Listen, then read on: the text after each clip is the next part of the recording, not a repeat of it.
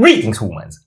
I'm Andy. And I'm George. And this is Couscous. Welcome back to the Windmill full of corpses. Right, so this is probably gonna be the most personally relatable song to me on this album. Why? Because you face propaganda? I feel like I face propaganda a lot more than I face war. There is no war currently in my area, but I see things about war on the internet all the time. And they are saying all the things, and they are telling all the stories, and it is all incoherent, and I am sure it is intentionally designed to confuse and leave one helpless with regards to finding the right information. I find it funny that you said you face propaganda, but you're not at war. I'm not in a war zone, I clarified. You're not in a militarized war zone. The world is a war zone. Fair enough. Are you ready? No. More ideas to murder sleep.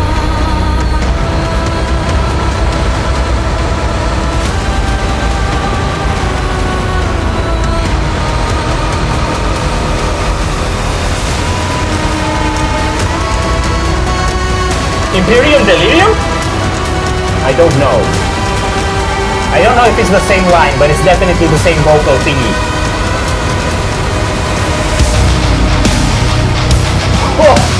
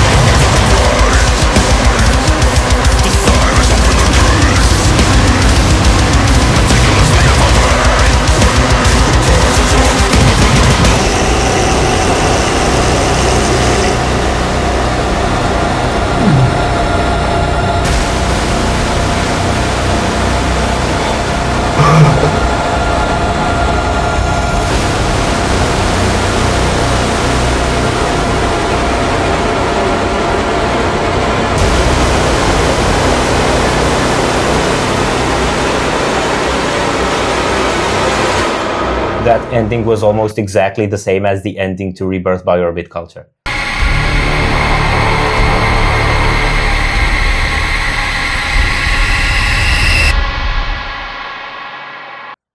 Yes. I'm not saying that as a diss. Okay, more thoughts. I feel like this one is a bit more harmony focused. Like a lot of what I get from the guitar lines seems a little bit less technical, and we have more ringing chords that are allowed to breathe, and the orchestras I think permeate through more, and the song overall seems a bit more harmony focused. At the same time, it seems to have a bit of a marching pace, and I'd say this is probably the only point where I feel like I've got a criticism at this album so far. That sort of marching pace, I don't feel jives very well with a propaganda topic. I would have expected something a bit more brain twisted and complicated, so I feel a bit of a discord there. Okay, I love artistic coherence debates. Okay, go ahead. What happened is it started out quite marching. And so that's coherent, that's clear. And as the lyrics deconstruct the status quo of collective information, so the song deconstructs the rhythmic coherence. And it gets more chaotic and starts having this spaced out parts and some blast beat here and some ominous parts here, and it's all, you don't know where it's gonna go next, and it's like how you're being bombarded with all these information and like emotional triggers that just sort of throw you off course. So let it be written in James Hetfield voice. So let it be written. That when you try to find a point of criticism where you think something could have been done better in a Shadow of Intent album, it backfires. It's probably because you're stupid and you didn't understand what's happening. You're that guy in the meme that pepper sprays himself. Yes. Fuck me, I won't do what I tell me. Now I hope we'll be able to find the meme for the video edit. If we don't, you'll just get shrugs. Yeah, we'll try to make it if we don't find it. So all of that. I want to shout out Bryce again. I feel like, okay, so what are our go-to most admirable death metal drummers? Dan Presland. Yes. Cream. Chris Dovas, obviously. I feel there were a couple more. Eugene Ryabchenko. Yes, from Flesh God. I feel this guy absolutely has to enter that league. I feel like the control that you have to do very endurance testing things very precisely, very fast, and do like different endurance things. So now it's kicks in 3, now it's blasts. I haven't followed exactly what's happening in this song. It's more a comment on how I've seen him drum in general through this album. Yeah. To like do those consistent switches and be able to keep the pace, to keep things constant, with subtle changes that now you're straining these muscles, now you're straining those other muscles a bit. I guess to some degree it helps with endurance to change a bit what you're doing, but to be able to keep the control, to keep the flow switching between those things, I think is a real test. It has to be to the point where, at least at the tempos that he's playing the songs, the technique is so well integrated that he doesn't have to think about it anymore. Yes. It's like, you know, when you start walking, you don't have to think about walking. When he starts blasting, he doesn't have to think about blasting. It's just a blast. Yeah. It's in him. Yeah. Same with that other technique. Same with that one. So he's just switching between them like tools that he's already mastered. You wouldn't be able to handle a song that's this complex and this technically challenging unless the technical aspect you would already be owning it. Okay, I wanted to touch on lyrics a bit, but I don't remember which lines I wanted to touch on. But the whole thing of dialogues falling through, for example, and other... Yeah, there was that line. I don't remember where it was about the dialogues falling through. Yeah, consequences of a pride and misplaced malice, the dialogues fall through. Okay, what that got me thinking while I was listening to the song is like this idea that when people even start talking about this, they're already so emotionally loaded in it. Yeah. And I think a lot of that is because we get our information from this stuff online, and most of us aren't experts, so we don't immediately start talking about it and debating it. Yeah. We just kind of look at it online, and then we look some more, and then we look some more, and by the time we're at a point where we bring that to another person and talk, we're already so in our own narratives and emotions that we can't have a purposeful dialogue about it. And I'm curious what would happen if the second people hear of something meaningful, they're immediately like, well, what do you think of this? What do you think of that with their homies? Yeah. If we kind of start the discussions before the brains degenerate. On the other hand, on the flip side, you start the discussions when you're less informed, but you're also less degenerated, right? Yeah.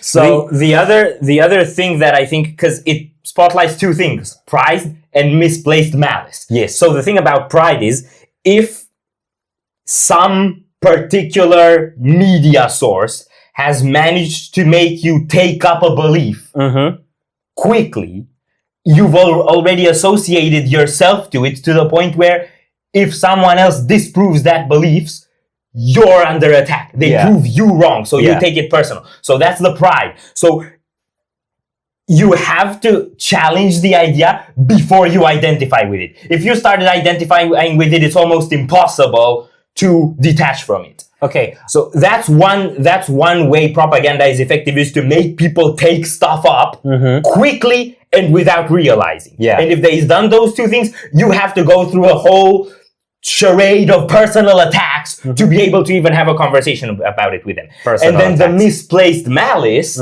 is because we all already have emotional triggers, we all already have frustrations, and you just have to know to poke at them. Yeah, that's great. I also wanted to touch on the opening lines, reversing what was undisputable knowledge. You know, like, you can think about some of the wars that are happening in the world right now, and how things that we all knew about, you know, not that anybody's necessarily an expert, but things that we all kind of accept about certain actors immediately fall into question. Like, that's not the case anymore, right? Yeah. Because we immediately, because we have to debate our points, and if our points lead to questioning some undisputable fact, then we have to dispute the undisputable fact, right? Yeah. So, kind of like how the stability of collective consciousness degrades, right? Because of that. So, I really like how he can poetically create such free-flowing lyrics and still touch on so critically, almost like it's not satire, because satire would have to be a lot more cheerful. But like, let's call it dark satire. I don't know. I don't think it's satire. I think it's just an all-out criticism. Yeah. Are we done here? No. So if you enjoyed this reaction, we greatly appreciate the likes and shares. And if you want to see more, don't forget to subscribe with bells Thank you on. very much for stopping by. We hope you enjoyed your stay, and we'd love to see you back at Windmill very soon. Corpse is out.